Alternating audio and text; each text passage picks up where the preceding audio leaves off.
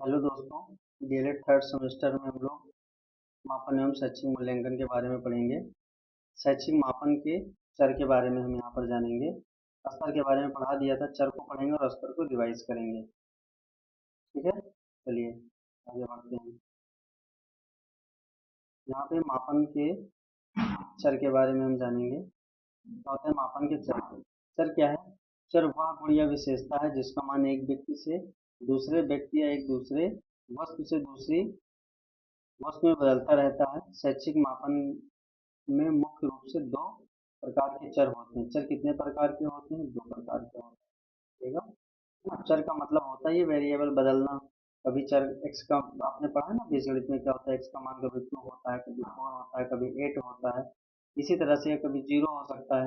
तो इसी तरीके से चर का मतलब बदलना ही होता है। लेकिन यहाँ पर हम देखते हैं चर हमारा क्या होता है।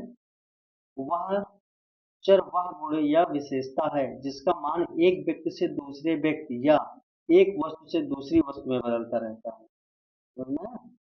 शैक्षिक मापन में मुख्य रूप से दो प्रकार के चर होते हैं, सतत चर कॉन्टिन्यूअस वेरिएबल और असतत चर डिस्क्रीट वेरिएबल्स।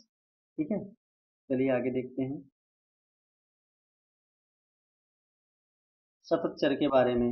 सतत चर वे होते हैं जिनका मान किन्हीं दो निश्चित बिंदुओं के बीच कोई भी संख्या हो सकती है। कोई भी संख्या हो सकती है, जैसे कि इनका मान दशमलव में हो सकता है। ध्यान रखेंगे, उदाहरण के लिए लंबाई जैसे 5.6 फीट, 62.5 किलो, बुद्धि लब्धि समय, इन सबको मापते हैं। उदाहरण के लिए यहाँ पर भी देख सकते हैं 165.45 सेंटीमीटर है।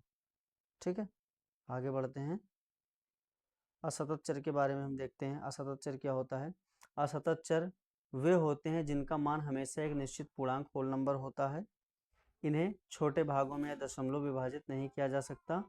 उदाहरण, कक्षा में छात्रों की संख्या 40-41 न कि 40.5, ऐसा नहीं हो सकता। ठीक है, पूर्णांक होता है। आगे बढ़ते हैं। सतत बनाम असतत चर क्या है? सतत बनाम असतत चर। सतत चर क्या होता है? सूक्ष्म मापन संभव है। जो सतत चर होता है इससे सूक्ष्म मापन संभव है। इनके बीच की इकाइयां अनंत हो सकती हैं। क्यों? क्योंकि जो हम लोग दशमलव ले लेते हैं इसलिए। और इसकी विशेषता क्या है? यह विखंडनीय होती है ना? विखंडनीय यानी खंड हो सकती है, टूट सकती है। इसके साथ साथ असतत चर क्या होता है? केवल गणना काउंटिंग संभव है। सिर्फ क्या कर सकते हैं? गिन सकते हैं। इकाइयां पूर्ण और निश्चित होती हैं, जैसे कि भाई 41 हो गया, 42 हो गया और 49 हो गया, तो इनको क्या कर सकते हैं? गिन सकते हैं बस। इसकी विशेषता क्या होती है? अविभाज्य होती है। या इसकी विशेषता क्या होती है? अचर की या अविभाज्य होती है। आगे देखते हैं मापन के चार स्तर, जो कि हमने आपको पढ़ा दिया था पिछली वीडियो में। और मापन के चार स्तर होते हैं कौन कौन से? एस स्टीवेंस ने मापन की शुद्धता के आधार पर इसे चार भागों में बांटा है। बिल्कुल आप ध्यान रखेंगे, मोस्ट इंपॉर्टेंट है, पेपर में आ सकता है। देखिए यहाँ पर क्या है, नामित मापन और नॉमिनल, है ना?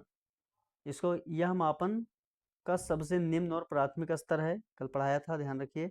इसमें वस्तुओं को उनके गुण या जाति के आधार पर समूहों में बांटा जाता है। खिलाड़ियों की जर्सी का नंबर, स्त्री पुरुष ग्रामीण शहरी वर्गीकरण पिन कोड या फोन नंबर के तौर पे।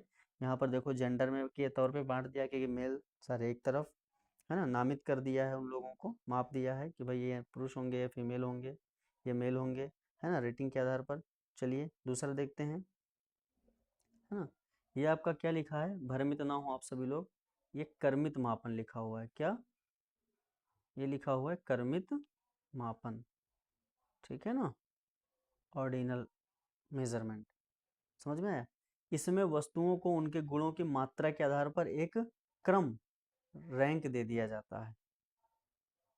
ठीक है ना? क्या दे दिया जाता है? क्या दे दिया जाता है? रैंक। इसमें वस्तुओं को उनके गुणों की मात्रा की, कोई वस्तु है या कोई व्यक्ति है, उसमें गुणों की मात्रा कितनी है उसको एक रैंक दे दिया जाता है। जैसे कि मैंने क्या किया, मैं बहुत अच्छा हूँ तो मुझे ए ग्रेड दे दिया जाएगा। कोई मुझसे भी अच्छा है तो उसको एस ग्रेड दे दिया जाएगा, सुपर ग्रेड, है ना? इस तरीके से। उदाहरण, कक्षा में योग्यता क्रम प्रथम द्वितीय तृतीय, सामाजिक आर्थिक स्तर उच्च मध्यम निम्न, है ना? तो इस तरह से क्या होता है कर्मित। जैसे जो बहुत धनी होता है, बहुत बड़ा होता है, या फिर बहुत अच्छे अच्छे लोग होते हैं, है ना, जो धार्मिक लोग होते हैं उनको उच्च कैटेगरी में कर देते हैं। मध्यम, जो अपना छोटा मोटा बिजनेस करते हैं, खाते पीते हैं, अच्छे से रहते हैं, है ना, धार्मिक भी रहते हैं लेकिन मीडियम होते हैं, वो मीडियम मध्यम में। निम्न, जो बहुत ही मतलब नीची कैटेगरी के लोग होते हैं, जैसे कि उनके पास इतने संसाधन नहीं होते हैं, गरीब होते हैं, उनको निम्न कैटेगरी में रख दिया जाता है। इस तरीके से, इसी तरीके से प्रथम द्वितीय, मान लो क्लास में कोई बच्चा जो फर्स्ट आया, कोई द्वितीय होगा, कोई तृतीय होगा, इस तरीके से उसको रैंक दे दिया जाता है। यह नामित मापन से अधिक श्रेष्ठ है। जो नामित मापन आपने पहला वाला पढ़ा, उससे ये वाला अधिक श्रेष्ठ, क्योंकि इसमें तुलनात्मक अध्ययन संभव है। तुलनात्मक अध्ययन संभव है।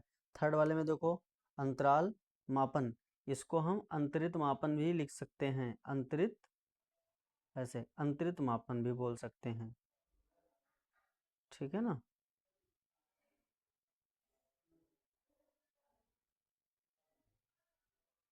अंतरित मापन बोल सकते हैं, ठीक है। इसमें 0 डिग्री निरपेक्ष शून्य का अभाव होता है। क्या है? 0 डिग्री सेल्सियस निरपेक्ष शून्य का अभाव होता है। मतलब कि यहाँ पर 0 डिग्री सेल्सियस का मतलब क्या है?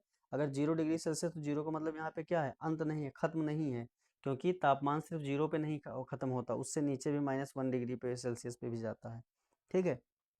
क्या होता है इसमें? इसमें इकाइयों के बीच की दूरी समान होती है। इकाइयों के बीच की दूरी, यानी जो इकाइयां होंगी उनके बीच की दूरी क्या होंगी? समान होंगी। इसमें वास्तविक शून्य नहीं होता, ठीक है। यहाँ पे 0 डिग्री का मतलब है तापमान बिल्कुल खत्म नहीं, तापमान इससे भी नीचे होता है। आईक्यू स्कोर होने आईक्यू स्कोर 0 होने का अर्थ यह नहीं है कि बुद्धि बिल्कुल 0 है बालक के अंदर।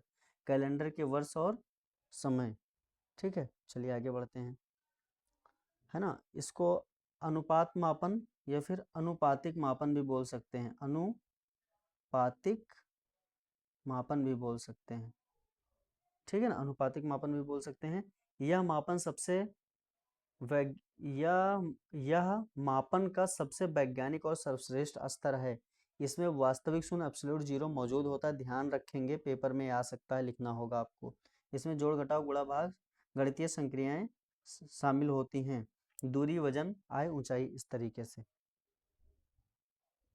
चलिए, आप सभी का धन्यवाद पूरी क्लास को देखने के लिए। क्या आपका कोई प्रश्न है? अगर कोई प्रश्न है तो आप हमें कमेंट बॉक्स में कर सकते हैं, ठीक है। और पीडीएफ प्राप्त करने के लिए हमारे टेलीग्राम चैनल से ज़रूर जुड़ें, और इसके डिस्क्रिप्शन में हम आपको टेलीग्राम चैनल का लिंक दे देंगे। धन्यवाद। आपका दिन शुभ हो।